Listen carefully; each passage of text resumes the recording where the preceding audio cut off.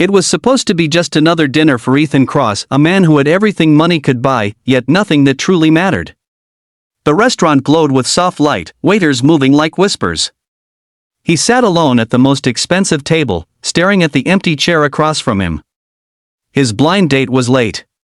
Not that he cared much. Love wasn't something Ethan believed in anymore, it was a business deal, just like everything else in his life, but that night, fate had other plans. Hey everyone, welcome to Kindness in Action, where we share true and inspiring stories that warm the heart and remind us that kindness still changes lives. If this story touches you, please subscribe, like, and comment below. We love hearing your thoughts and your own stories of compassion and hope. And now, let's begin. Ethan Cross wasn't just rich, he was powerful. The CEO of a major tech company, he built his empire from the ground up after his parents passed away when he was young. He learned that life only rewards the ruthless. Be cold, be smart, be first, his mentor used to say. And Ethan followed that advice religiously. He drove the latest car, wore tailored suits, and lived in a glass penthouse overlooking New York City. But when he came home at night, there was nothing but silence and a faint echo of loneliness he refused to acknowledge. That evening, his assistant had arranged a blind date with a socialite from a wealthy family. A perfect match, she'd said. Ethan agreed only because it looked good for his company's image. As he sat there, scrolling through his phone, a young woman suddenly approached his table. Her clothes were simple, too simple for this kind of restaurant. She looked lost and nervous. "I'm so sorry," she said quickly. "Are you David?" Ethan frowned. No, her face flushed. "Oh, my mistake. I'm sorry. I thought, well, never mind."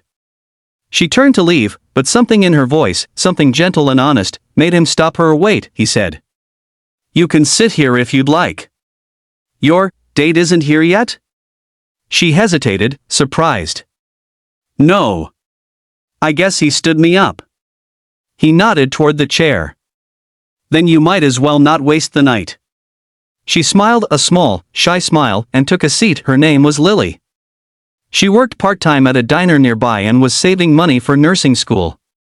She told him about the patients she met, the elderly woman who always shared stories about her late husband, the little boy who loved to draw superheroes even during chemo treatments. Her eyes sparkled when she spoke. She didn't have much, but she carried a warmth that filled the air around her. For the first time in years, Ethan found himself listening, really listening. They talked for hours. He never checked his phone once. When the bill came, Lily reached into her worn-out purse and whispered, "Can we split it? I don't like people paying for me." Ethan almost laughed, but not in a cruel way. No one had ever said that to him before. "It's fine," he said gently. "It's on me." She thanked him softly, her gratitude sincere, and wished him a good night. As she left, Ethan felt something unfamiliar, a quiet tug in his chest. The next morning, his assistant asked how the blind date went. Ethan just said, "She never showed up." But deep down, he was thinking of Lily, the poor girl who sat down by mistake and somehow made the cold CEO feel alive again. Days turned into weeks, yet her kindness lingered in his mind. One afternoon, he found himself walking near that diner she'd mentioned. Through the window, he saw her laughing with a coworker, handing out plates, smiling at everyone as if the world was a place worth believing in. Without knowing why, he started stopping by more often.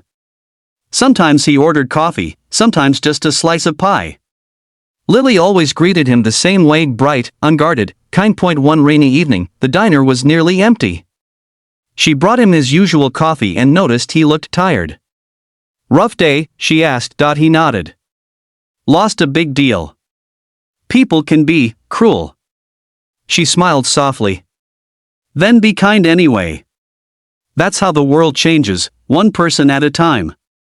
Something shifted inside him at that moment. That night, Ethan went home and couldn't shake her words. He looked at the photos of his company's achievements on the wall, the awards, the headlines, the trophies of success, and realized how empty they felt. The next morning, he did something unthinkable. He called his HR department and asked to start a scholarship fund for underprivileged students who wanted to study healthcare.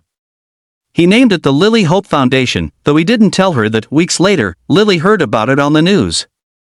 When she saw his face on the screen, she nearly dropped the coffee cup she was holding. The reporter said, "CEO Ethan Cross announces a new foundation inspired by an act of kindness."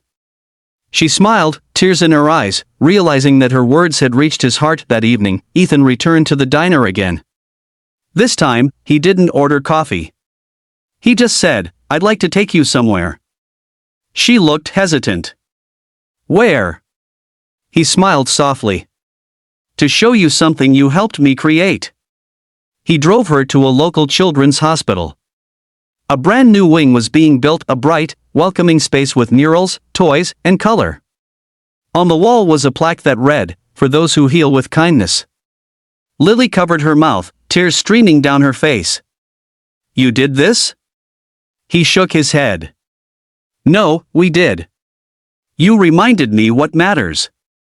For a long time, they stood there in silence, the hum of life echoing around them. Ethan wasn't the same man anymore.